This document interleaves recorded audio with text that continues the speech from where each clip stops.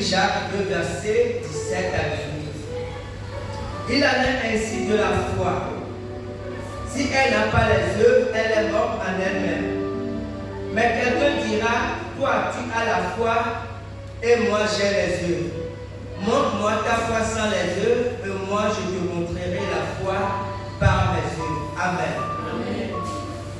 Vous savez, depuis le temps des apôtres, il y avait déjà cette compréhension ou cette difficulté à comprendre la grâce de Dieu. Ce qui fait que déjà du temps des apôtres, il y avait plusieurs explications ou plusieurs compréhensions de la grâce de Dieu. Et ici, l'apôtre Jacques, c'est un peu de ça qu'il parle. Il dit, tu as la foi et tu n'as pas les œuvres. Donc, il remet en cause, on va dire quoi? Il compare ou il veut comprendre la grâce et les œuvres. Et nous allons essayer de descendre pour mieux comprendre ce dont je parle. Et cette difficulté à comprendre la grâce depuis ce temps avait fait en sorte qu'il y ait plusieurs interprétations de la grâce de Dieu depuis le temps des apôtres et ça continue jusqu'à notre époque. En réalité, il y a 4 explications de la grâce que nous allons voir ce matin. Et il est important pour grandir dans la foi, pour bien marcher avec Dieu, il est important de bien comprendre la grâce parce que la grâce est fondamentale. Et lorsqu'on comprend bien la grâce de Dieu, on pourra faire la part entre la grâce et les œuvres, comprendre l'importance des œuvres et comprendre aussi le fondement de la grâce. Amen. Amen. Grandons les 4 interprétations de la grâce. Les 4 interprétations de la grâce. D'abord, la grâce, c'est quoi? La grâce est définie comme une faveur imméritée de Dieu envers quelqu'un. Pour expliquer ça tout simplement, en fait, Dieu décide de bénir, de donner la vie et les bénédictions aux hommes, aux pécheurs qui sont dignes de mort et de malédiction. Dieu décide de donner la vie et les bénédictions aux personnes qui méritent à cause de leur péché, à cause du péché d'Adam, à cause du péché de leurs parents, des gens qui méritent la mort et la malédiction. Dieu décide de les bénir et de leur donner la vie. C'est ça la grâce. En fait, la grâce, c'est quelque chose qu'on ne mérite pas, que Dieu décide de nous donner. Et à cause de ces difficultés ou à cause de la mentalité des hommes, il y a plusieurs explications, plusieurs compréhensions de cette grâce. La première compréhension qu'il y avait déjà depuis le temps des apôtres, c'est que certains, sous prétexte de la grâce, parce que ces personnes disent, ou ils ont compris que, puisque Dieu nous donne la vie éternelle gratuitement, puisque nous n'avons pas besoin de faire les œuvres pour avoir la vie éternelle, alors ces personnes ont décidé, ils se sont dit que dans ce cas, ce n'est pas important de vivre dans la sanctification. Ce n'est pas important d'être agréable à Dieu. Je lis Jude 1, verset 4. Car il s'est glissé parmi vous certains hommes dont la condamnation est écrite depuis longtemps, des impies qui changent la grâce de notre Dieu en dissolution et qui relient notre seul Maître et Seigneur Jésus-Christ. Ici, Jude dit qu'il y a des gens qui transforment la grâce de Dieu en dissolution. En fait, ils transforment la grâce de Dieu en un moyen ou en une occasion pour vivre dans le désordre. Parce que comme je disais, la grâce, c'est Dieu qui décide de nous sauver sans avoir besoin de notre effort, sans avoir besoin de nos œuvres. Voilà la grâce. Et comme Dieu agit comme ça à notre égard, cette personne, on dit que dans ce cas, ça ne sert à rien de faire les œuvres, ça ne sert à rien de vivre la sanctification, ça ne puisque de toute façon, la grâce nous permet d'être toujours agréable à Dieu. Voilà la première explication. Mais c'est ce que je leur dis que même, si vous transformez la grâce de Dieu en dissolution, vous êtes sur le chemin de l'enfer. Comprenez? Et effectivement, ceux qui vivent comme ça, ils sont sur le chemin de l'enfer. La deuxième explication, ou la deuxième compréhension, c'est les Juifs. Les Juifs avaient du mal à comprendre la grâce parce que les Juifs avaient reçu la loi de Moïse. Et quand la grâce est venue, ils avaient du mal à accepter ça. Donc les Juifs, ce qu'ils faisaient, ils ajoutaient les œuvres à la grâce. Ils acceptaient la grâce de Dieu, mais ceux disaient que pour être agréable à Dieu, il fallait quand même encore faire quelque chose. Il fallait être saint, il fallait se circoncire. Donc les Juifs ajoutaient les œuvres à la grâce. Je lis Galates 2, verset 3 à 7. Mais Tite qui était avec moi et qui était grec ne fut pas même contraint de se faire circoncire. Et cela à cause de nos frères qui s'étaient furtivement introduits et glissés parmi nous pour épier la liberté que nous avons en Jésus-Christ, avec l'intention de nous asservir. Nous ne leur cédons pas un instant et nous résistons à leur exigence, afin que la vérité de l'évangile fût maintenue parmi nous. Amen. Donc ici, l'apôtre Paul dit que nous leur avons résisté. Pourquoi Paul a résisté? Parce que, en fait, vous savez, il y a une liberté dans l'évangile. La liberté de l'évangile, c'est que Dieu nous sauve par grâce.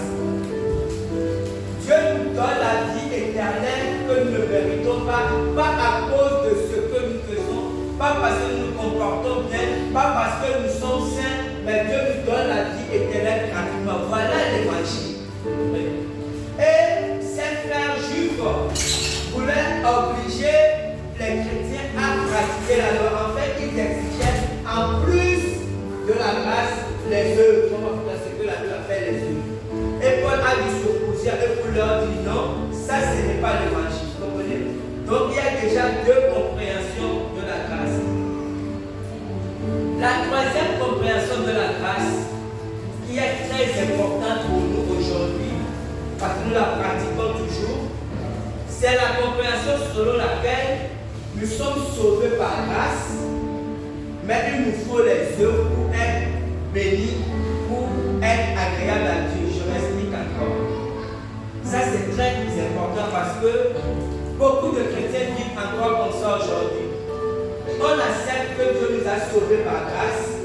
On n'a pas mérité le salut. Même pour notre vie quotidienne, nous pensons qu'il nous faut des œuvres. En fait, il faut qu'on se comporte bien pour être béni, pour avoir la grâce de Dieu. Et je vais expliquer ça en allant pas à pas. Je prends l'exemple de deux sœurs pour qu'on comprenne ce que je dis. Imaginons deux sœurs, toutes deux célibataires, comprenez. Et parmi ces deux sœurs, il y a une qui vit, qui est bien, qui est en une bonne relation avec Dieu. Elle vit dans la chasteté pendant des années. Et cette sœur, ces deux sœurs prient, qui demandent à Dieu un conjoint, un mari, comprenez. Celle qui vit dans la chasteté depuis des années, lorsqu'elle s'approche de Dieu pour prier, pour demander à Dieu un conjoint, un homme, elle le fait avec, je dirais, peut-être un peu plus d'assurance ou même un peu plus d'exigence. Pourquoi cette sœur exige un peu à Dieu? Parce que c'est comme si elle fait un reproche à Dieu. C'est comme si elle disait à Dieu, mais tu vois ma façon de vivre, je vis dans la sanctification, je suis une bonne sœur, pourquoi refuses-tu de me donner un mari? Et non pas la deuxième sœur, qui est aussi une sœur bien, peut-être qu'il lui arrive de temps en temps de tomber dans la fornication. Quand elle s'approche de Dieu, elle demande aussi un homme à Dieu, mais elle le fait avec un peu plus de retenue parce qu'elle se dit peut-être que comme il m'arrive de vivre dans le péché, peut-être que Dieu veut me punir si à cause de ça que Dieu ne me donne pas un homme. En réalité, les deux sœurs ont totalement tort. Elles n'ont pas compris la grâce de Dieu. Certes, il est important qu'un chrétien vive dans la sanctification. Il faut faire très attention. Et nous allons expliquer tout à l'heure l'importance de la sanctification des œuvres. Un chrétien doit vivre dans la sanctification. Un chrétien doit pratiquer les œuvres. Mais ce n'est pas pour ça que Dieu nous bénit. Comprenons bien.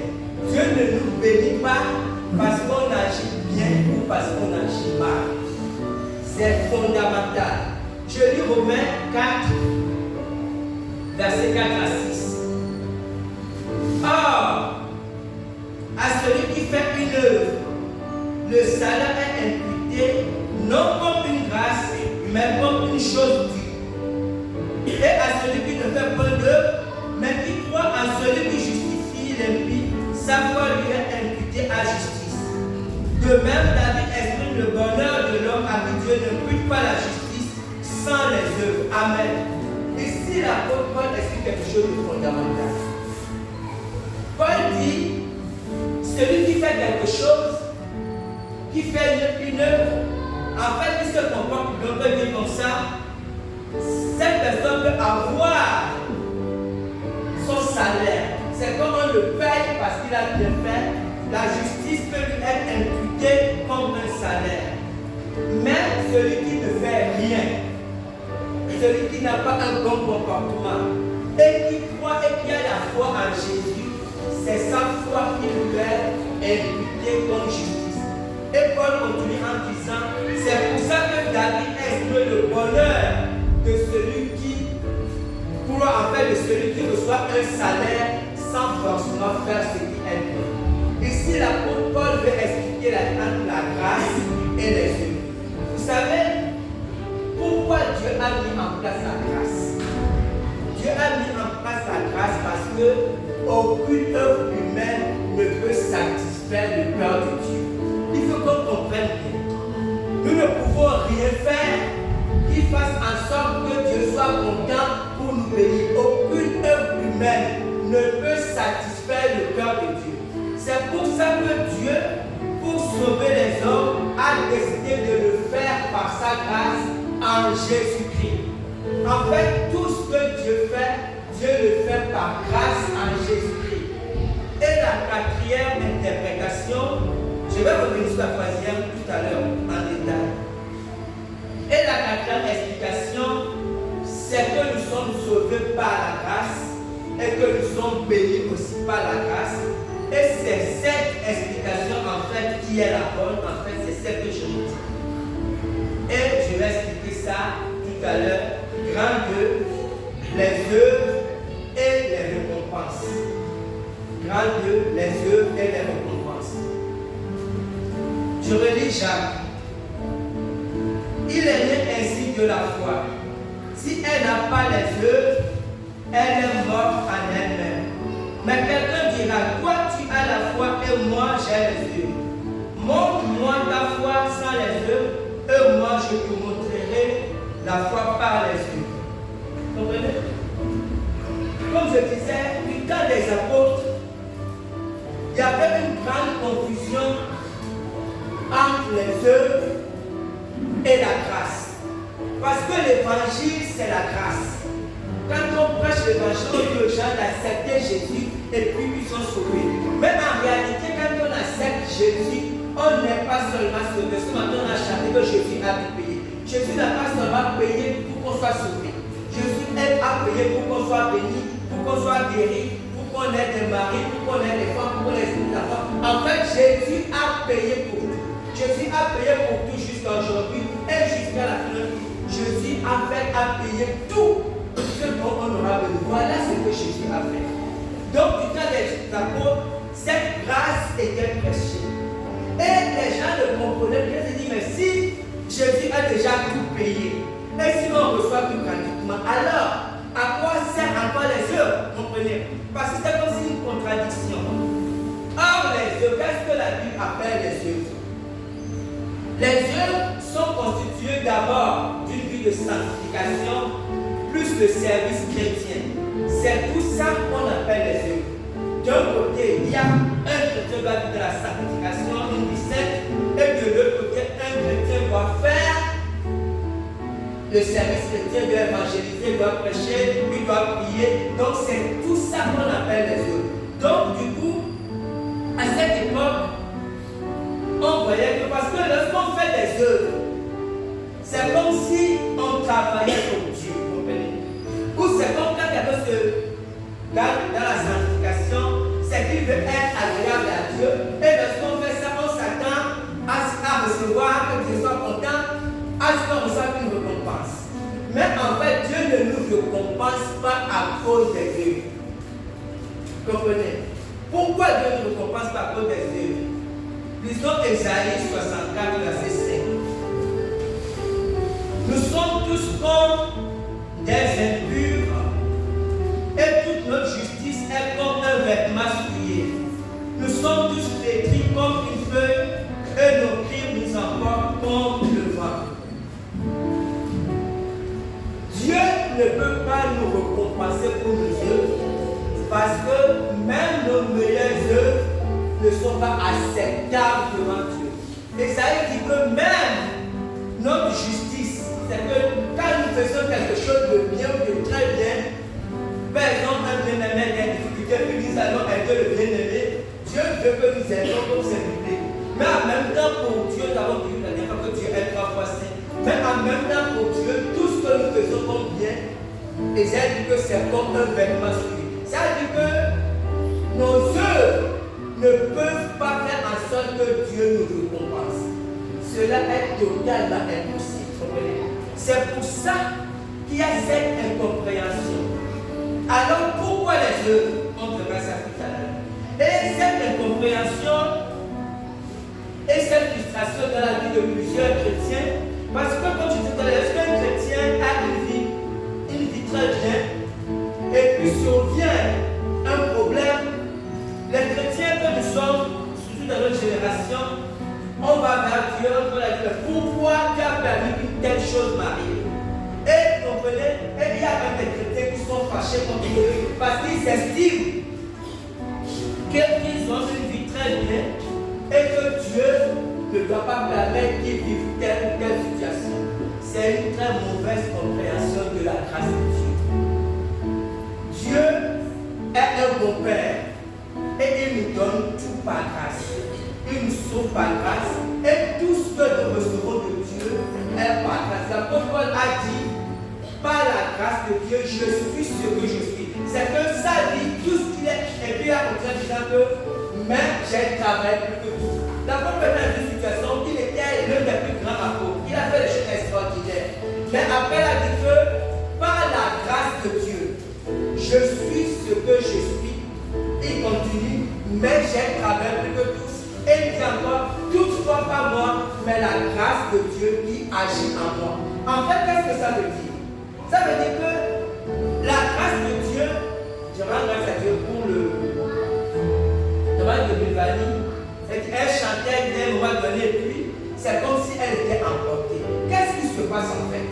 Vous savez, lorsqu'un chrétien se met à la disposition de Dieu, tout ce qu'il fait, même quand il fait une bonne chose, c'est pas la grâce de Dieu. Paul dit que c'est Dieu qui produit en nous le vouloir et le faire. C'est qu'en réalité, même pour faire une bonne chose, on ne peut pas le faire seul. Donc en fin de compte, c'est Dieu même qui fait ses bonnes œuvres dans la vie de chacun. C'est pour ça qu'on doit se réclamer des œuvres devant Dieu. Vous comprenez? Maintenant, écoutez, est-ce à dire que les œuvres, avant de dire, je donne un exemple pour qu'on comprenne. Imaginons un bon père de famille, qui a 2 enfants, ou plusieurs enfants si on veut. Prenez le cas de 2. Et ce père qui a 2 enfants, il y a un enfant qui est très bien, un enfant obéissant, qui travaille bien à l'école, qui est correct. Et puis à côté, il y a un autre enfant qui néglige ses études, qui n'est pas obéissant. Qu'est-ce que ce père va faire? Là, je parle d'un homme. Si ce père est un bon père, il sera beaucoup attristé à cause de l'enfant qui ne va pas à l'école. Mais en fait, le père est attristé pourquoi? Le père n'est pas attristé pour lui-même. avenir en jeu. Ce n'est pas pour le faire. Parce que le Père, en réalité, il a fait sa vie. Le Père sera fier pour l'enfant qui va à l'école parce qu'en fait, c'est pour sa propre vie. Et notre enfant qui ne va pas à l'école, le Père sera attristé, il aura des soucis parce que cet enfant est en train de jouer avec sa propre vie. Mais cependant, le Père va faire quoi? Il va continuer à s'occuper de tous les deux enfants. Est-ce qu'il va rejeter l'autre enfant parce que je ne parle pas? C'est la même chose que Dieu fait. Et Dieu est le meilleur des pères. Quand même, Dieu ne punit pas le chrétien parce qu'il se comporte mal. Nous comprenons bien. Dieu, il donne tout à tous ses enfants par grâce quand on devient chrétien. Maintenant, Dieu en tant que Père, il veut que le chrétien se comporte bien pour plusieurs raisons qu'on va voir tout à l'heure. Maintenant, lorsqu'un chrétien se comporte mal, ce n'est pas pour Dieu, en fait, c'est pour lui-même. Dieu est attristé, mais ce n'est pas parce qu'en fait, quand chrétien se comporte bien ou mal, ça n'apporte absolument rien à Dieu. Comprenons bien. Maintenant, sur quoi je vais insister, et que Satan fait souvent dans la vie des chrétiens. Lorsqu'il arrive à un chrétien de se comporter mal, le chrétien peut dire que, comme on dit souvent aujourd'hui, Dieu va frapper. Non, Dieu ne frappe pas ses enfants. Dieu ne frappe pas. Lorsqu'un chrétien se comporte mal, il se met en difficulté lui-même par rapport à Satan et il peut tomber dans le piège de Satan. Ce n'est pas Dieu qui va le frapper. Donc il faut qu'on comprenne, Dieu ne frappe pas. Mais le chrétien, comme la Bible dit, emporté par ses propres péchés, il peut se mettre en difficulté. Quand un chrétien part, il va voler l'argent de quelqu'un, si on l'attaque, on le met en prison. Dieu n'a rien à voir dans cette affaire. Dieu aura le temps attristé, mais Dieu n'a rien à voir, c'est lui comme il est poussé par son péché, il est parti se mettre dans le piège de Satan. Donc on doit bien comprendre, j'insiste là-dessus. La grâce de Dieu nous sauve et c'est la même grâce qui pourvoit à tous nos besoins. Lorsqu'on s'approche de Dieu, on ne s'approche à cause de nos œuvres ou parce que vous savez, parce qu'il y a des fois un chrétien. Imaginez un chrétien qui a passé 40 jours de jeûne. Et quand il sort de là, parce qu'il a fait 40 jours de jeûne, il est rempli. Non, pour Dieu, ça ne change rien. C'est pas parce que, et quand il vient, peut-être que Satan fait des choses et puis quand les choses n'arrivent pas, il est triste. Pourquoi? Parce que quand il a fait les 40 jours pour lui, pas pour Dieu, ce n'est pas pour Dieu. Les 40 jours de jeûne ne changent rien par rapport à Dieu. Ne change rien dans l'amour de Dieu. Non, Dieu t'aime de la même façon. Mais ce que ça change, ça fait en sorte que toi-même tu sois en meilleure relation avec Dieu. C'est pour toi-même. Il y a 40 jours. Jésus a dit, veillez et priez afin de ne pas tomber dans la tentation. Donc quand on fait des choses, ce n'est pas pour Dieu que nous le faisons. C'est pour nous-mêmes. Maintenant, regardons l'importance des œuvres. Je vais nous en donner 5 et on va s'arrêter là.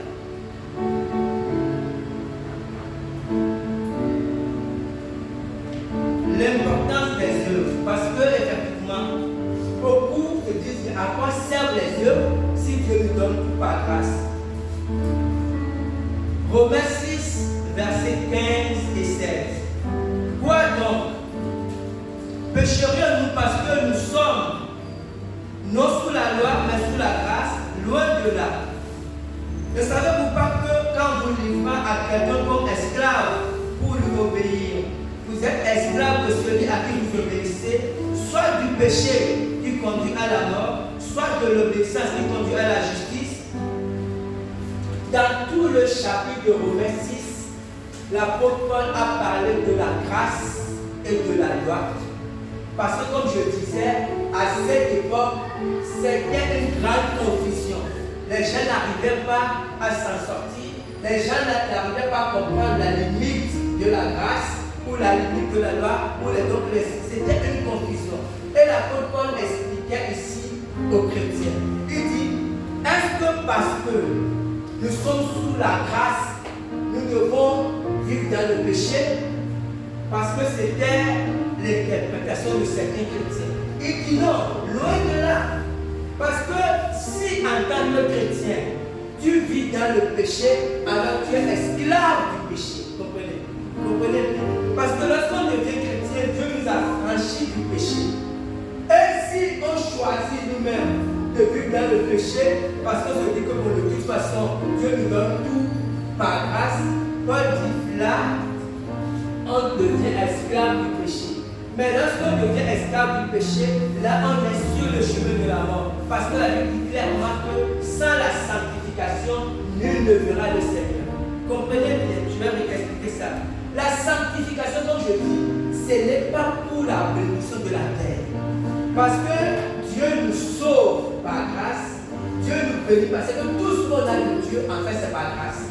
C'est qu'on ne mérite rien. La sanctification, c'est une œuvre, vous comprenez? Ça constitue déjà une œuvre. Maintenant, on dit la sanctification, pourquoi? D'abord pour le ciel. Et on va voir pour les autres choses. Ce n'est pas pour obtenir les choses de Dieu. Ce n'est pas parce que tu seras plus saint que Dieu va te bénir, il va te donner. C'est pour ça qu'il y a des chrétiens qui sont saints, peut-être qu'ils cherchent l'argent, ils ne trouvent pas l'argent. Il va dire Dieu, mais pourquoi je n'ai pas l'argent? Alors que non, ça n'a rien à voir. Comprenez? Il y a le plan de Dieu pour chacun. La sanctification ne fait pas ça que Dieu te bénisse plus. Non. La sanctification est importante pour toi en tant que chrétien parce que tu ne dois pas être esclave du péché et parce que tu dois aller au ciel. Si tu vis dans le péché, tu vas te retrouver en enfer. Comprenez? Donc, c'est très, voilà déjà une chose, l'importance du Dieu. La deuxième chose, c'est les récompenses au ciel. Je lis 1 Corinthiens 3, versets 12 à 17. Or, si quelqu'un bâtit sur ce fondement avec de l'or, de l'argent, des pierres précieuses, du bois, du foin, du chaume, l'œuvre de chacun sera manifestée. Car le jour la fera connaître, parce que se révélera dans le feu, et le feu éprouvera ce que l'œuvre de chacun.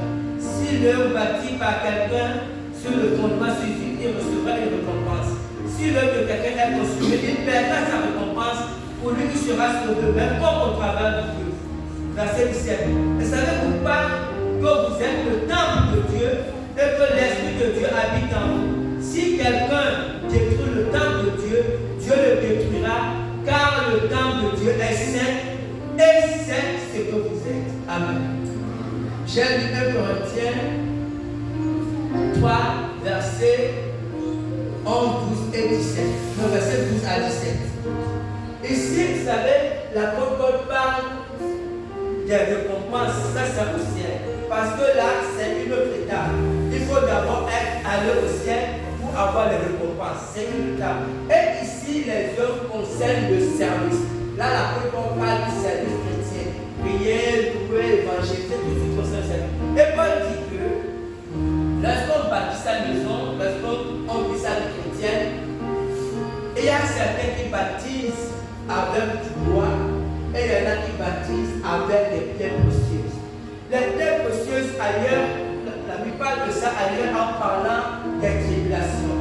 Il y a des chrétiens qui savent vivre, qui continuent à servir Dieu dans les difficultés et il y a d'autres qui ne sont pas capables. Ou il y a des chrétiens qui sont prêts à payer un prix important pour Dieu et il y a d'autres qui ne sont pas capables. Et ici, les pierres précieuses, le bois, le chaud, en fait, c'est l'œuvre. La plupart compare ces choses. Les prix que chacun paye pour Dieu. Parce que au ciel, il y aura des récompenses. Et ici, on ne peut pas avoir des récompenses si on ne vit pas d'abord. Parce que au verset 17, l'apôtre Paul a terminé disant que vous êtes le temple de Dieu. Et l'Esprit de Dieu habite en vous.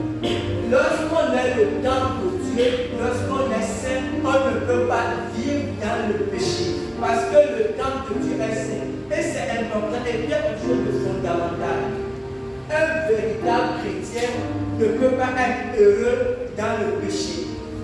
Si quelqu'un est né de nouveau, est réellement né de nouveau, tu ne peux pas vivre dans le péché et continuer à être épanoui. Ce n'est pas possible. Ou, si tu vis dans le péché, tu seras tout le temps attristé, tu seras tout le temps en conflit avec le Saint-Esprit parce qu'il va te tourmenter, le Saint-Esprit. En fait, le Saint-Esprit va te forcer à sortir de cette situation. Donc ici, Paul dit, vous êtes le temple du Saint-Esprit. Et parce que vous êtes saint, vous ne devez pas vivre dans le péché, vous devez vivre parce que vous êtes saint. Amen. La troisième chose qui fait que nous devons pratiquer les œuvres, c'est simplement par amour. Par amour pour Dieu. Par amour et par gratitude. Dans Jean 21, verset 17, je lis. Il lui dit pour la troisième fois, Simon, fils de Jonas, m'aimes-tu? Pierre fut attristé de ce qu'il lui avait dit pour la troisième fois, m'aimes-tu? Et il lui répondit, Seigneur, tu sais toutes choses, tu sais que je t'aime. Jésus a dit, Père, mes. Vous savez, la troisième raison pour laquelle un chrétien doit pratiquer les œuvres, c'est par amour et par gratitude, par reconnaissance pour Dieu. Jésus, avant de demander à Simon Pierre de faire les œuvres, de pratiquer les œuvres, Jésus a commencé à lui demander, est-ce que tu m'aimes? C'est fondamental. En fait, Dieu ne veut pas qu'on vive de la sanctification pour attendre que je compense. Dieu veut qu'on vive de la sanctification seulement par l'amour. Jésus a donné sa vie pour nous. Et il veut qu'en retour, on manifeste notre amour envers lui en vivant dans la sanctification.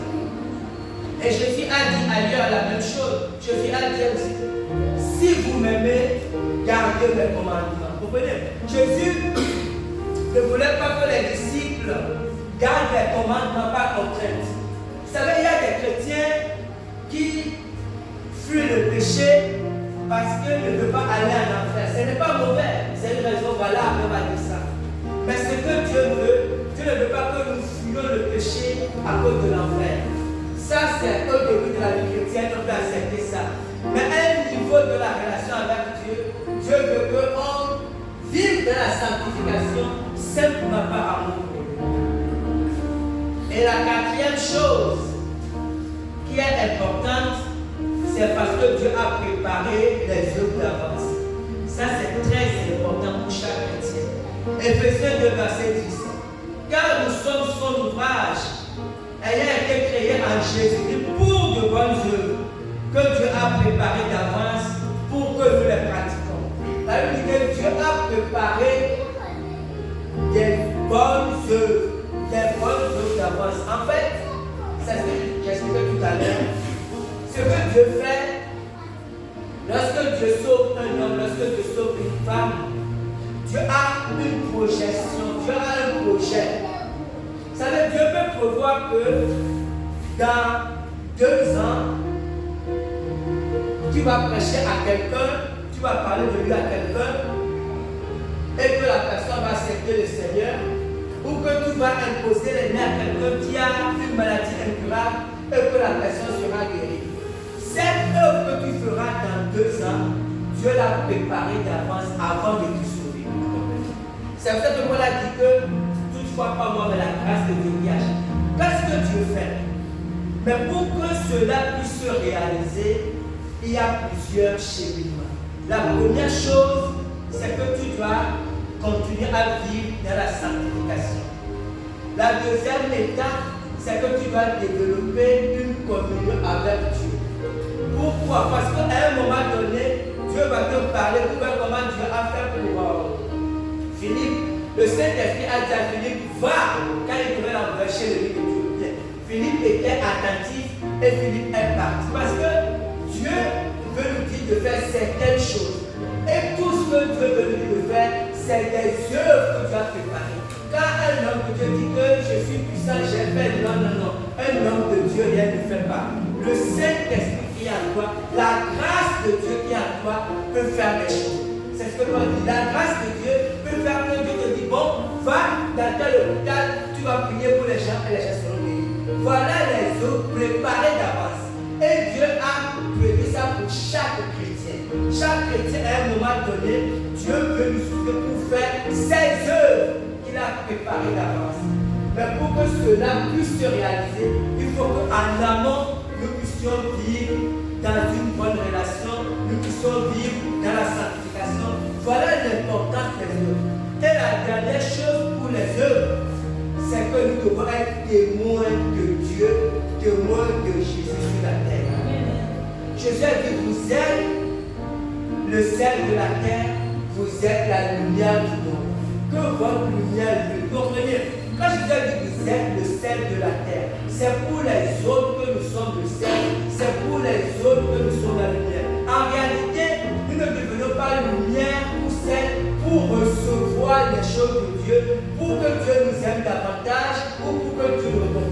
Ce n'est pas ça l'objet. Nous sommes la lumière et nous sommes le sel. Pourquoi? Pour être des témoins de Dieu sur la terre. Mais j'insiste là-dessus. Ce n'est pas pour ça que Dieu nous aime davantage, parce que Dieu nous aime de toutes les façons. Vous savez, Dieu nous aimait déjà quand on était pécheurs. C'est ce que la Bible dit. Dieu n'a pas attendu qu'on devienne saint pour qu'on devienne connaître pour nous aimer. J'insiste là-dessus. Parce que lorsque les chrétiens sont dans de mauvaises phases, ils se font populaires. Pour Dieu va rejeter. Non. Dieu t'aimait avant que tu ne deviennes chrétien. L'amour de Dieu ne change pas. Tant que tu es vivant, tant qu'on est sur terre, l'amour de Dieu, sauf si on rejette Dieu.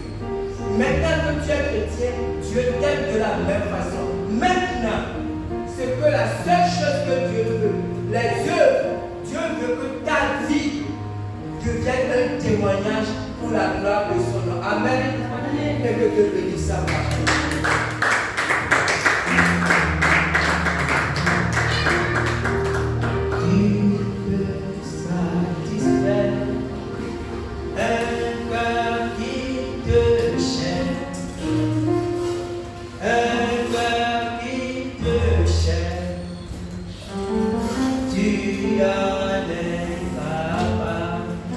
Je vais chanter ce cantique.